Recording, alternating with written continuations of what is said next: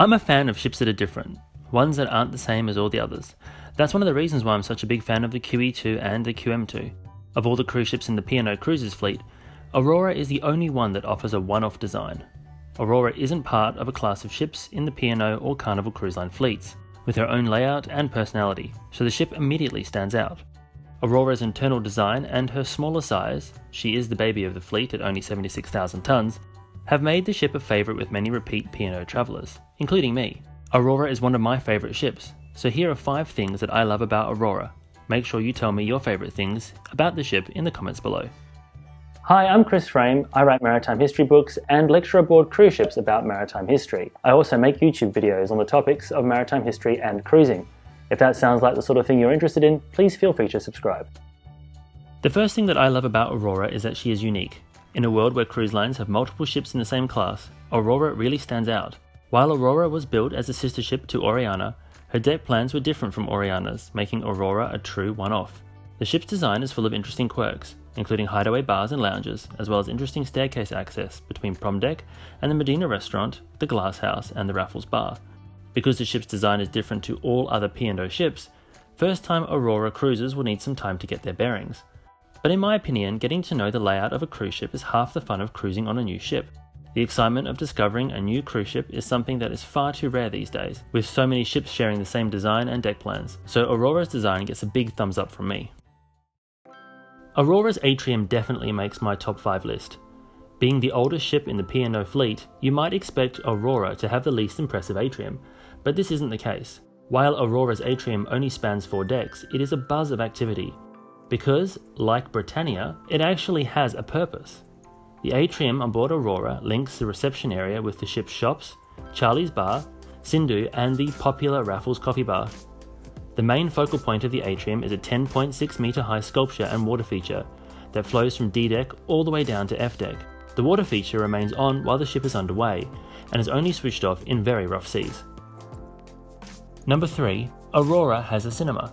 Rare aboard cruise ships today, cinemas were popular places on the ocean liners of the 1950s and the 1960s, as well as aboard many cruise ships in the 1970s and 80s. Aurora's cinema is called the Playhouse and is found on D deck. The cinema has terraced cinema-style seating and surround sound as well as a big screen, and shows several movies each day. One of the other benefits of this space, and the reason it makes my top 5 list, is it doubles as a smaller lecture venue. This means that Aurora's entertainment team can host guest speakers in the Playhouse, while the primary show lounge, the Curzon Theatre, is in use for such things as rehearsals or musical recitals. I have personally lectured here on a few occasions, with the smaller space being a great way to connect with the audience during and after the talk.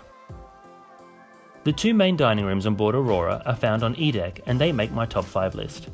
The Medina restaurant is named after the P&O steamer Medina, which in 1911 was requisitioned by the British government for use as a royal yacht. During its royal service, the ship transported King George V and Queen Mary to India.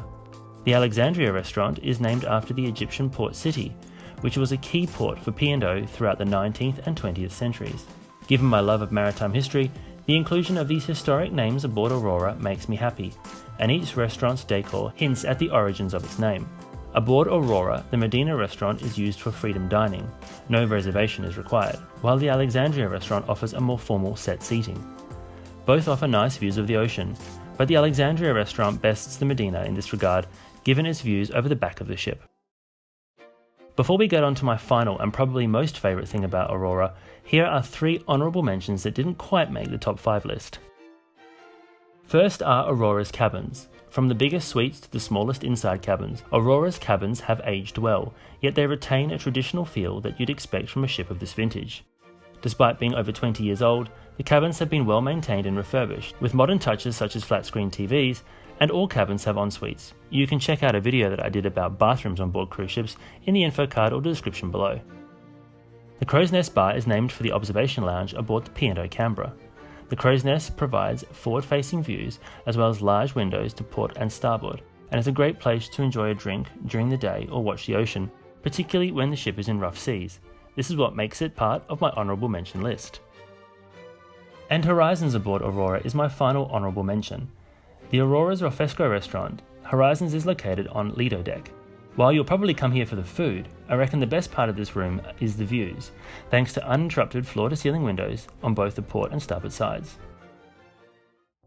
The final and perhaps my favourite thing about Aurora is the ship's terraced aft decks. When you look at Aurora, she stands out among the modern cruise ships because of the shape of the ship. While boxier than the ocean liners that she replaced, the ship features several design traits that were popular on ships of old. One of those features aboard Aurora that really stands out are her terraced aft decks, which are terraced from sun deck all the way down to D deck. This offers a huge amount of space for passengers to enjoy, with venues such as the Sunset Bar and Terrace Bar providing drinks. This part of the ship feels like a throwback to the open decks on the aft end of ocean liners, and reminds me of the aft decks on ships like Kiwi 2. Aurora's aft decks are a popular place during arrivals and departures from ports, as well as a great place to watch the ship's wake, sunsets, or enjoy an uninterrupted view to the horizon. So that's my top 5 favourite things about Aurora. Let me know yours in the comments below. Thanks so much for watching, and I hope you found the video interesting. If you'd like to know my top 5 favourite things about other cruise ships, check out the playlist in the info card or description below.